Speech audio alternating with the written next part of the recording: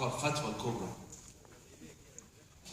In that book, he's asked a question by a group of Muslims who live in, at that time, what's known as Bilad al-Franc, like Europe, basically. What you know now is Western Asia.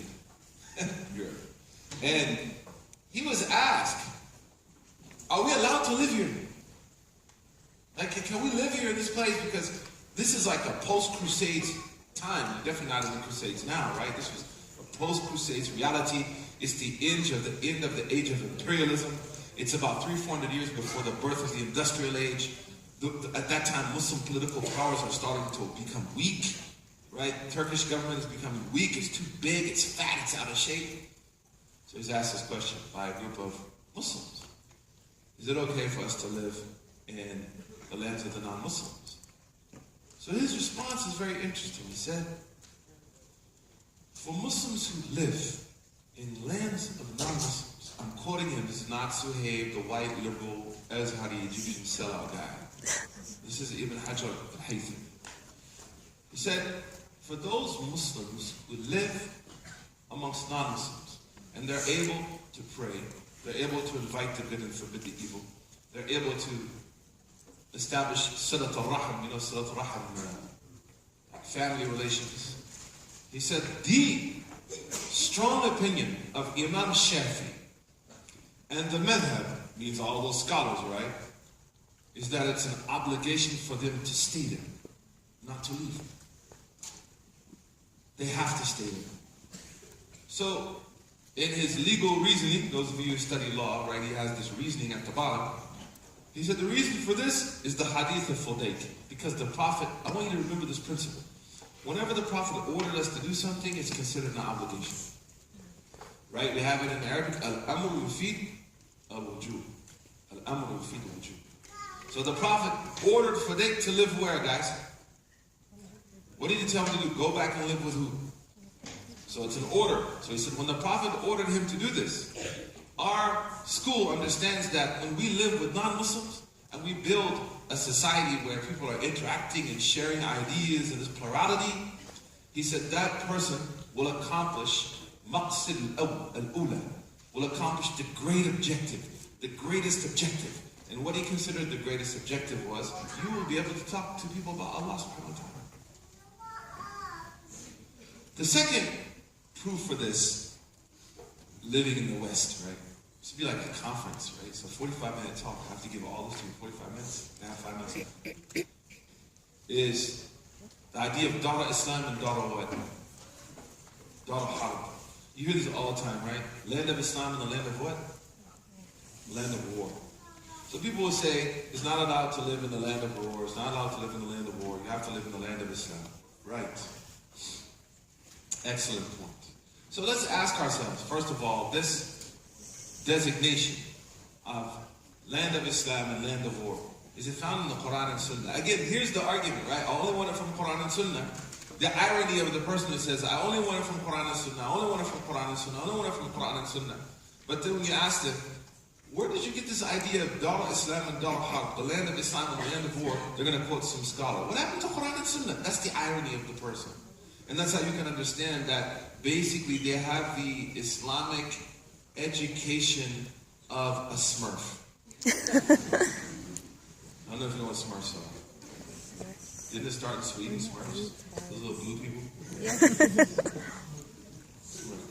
Smurf, get it? So, that's the irony of the person, because there are many more. There's actually, in the Maliki Madhab, we have 16 evidences, not just Quran and Sunnah, right? In the Shafi'i Madhab, we have 12 evidences. In the Hanafi Madhab, 15. Ibn Rushd said sometime 108, although the point is, that's a very simple statement.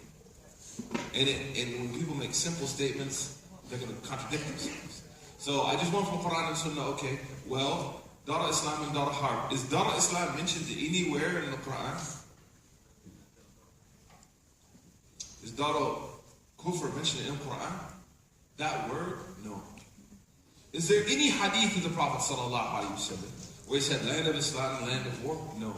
There's one hadith, it's a fabricated hadith, it's considered a lie by our scholars. We said, La riba إلا في الحرب. يعني there is no interest except in the time of war. هذا حديث موضوع.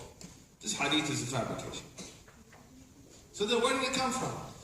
This designation of the world started in the 2nd century, in the time of Harun Rashid, radiallahu anhu. When he asked Shaybani, Muhammad Shaybani, of course, is the great student of Imam Abu Hanifa. And he was also a great political thinker. He was like, the Samuel Huntington of his age, the Folcott of his age, if you will. He's a thinker, the Noam Chomsky of his age. So he asked him, Ya Imamana, sif ayyamana hadihi.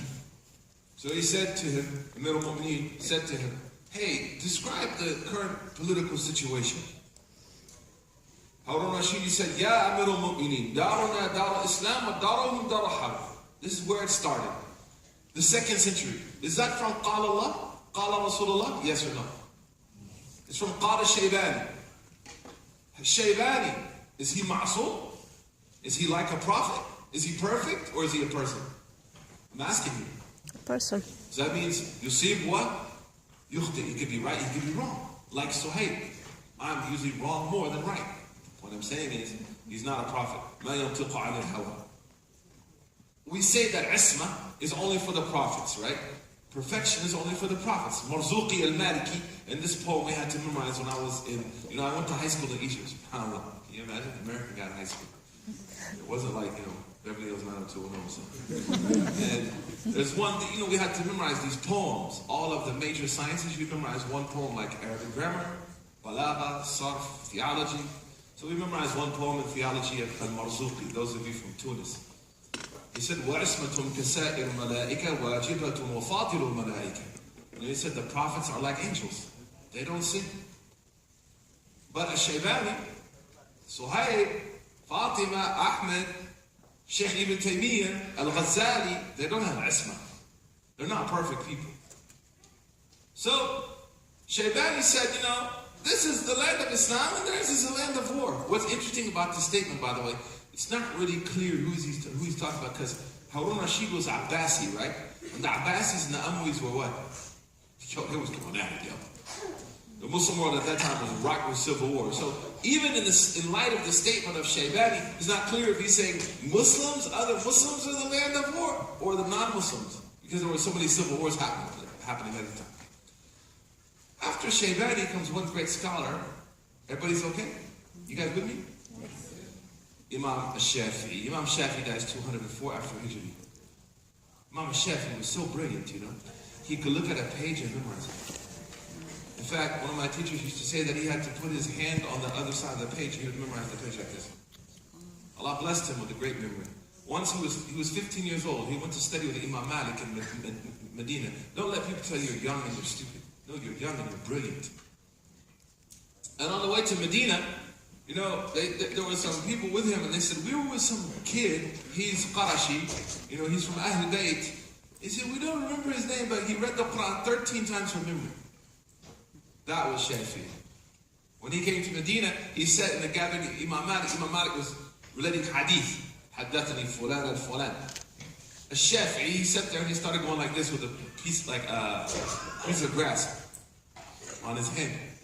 Imam Malik, someone has haiba, he's like tough, angry, he seems very big, So afterwards, Shafi'i, he comes and said, can I be your student? He said, yeah, but why you play with grass? Like the whole class, you play with grass, man. These are no rijal, mush iyal.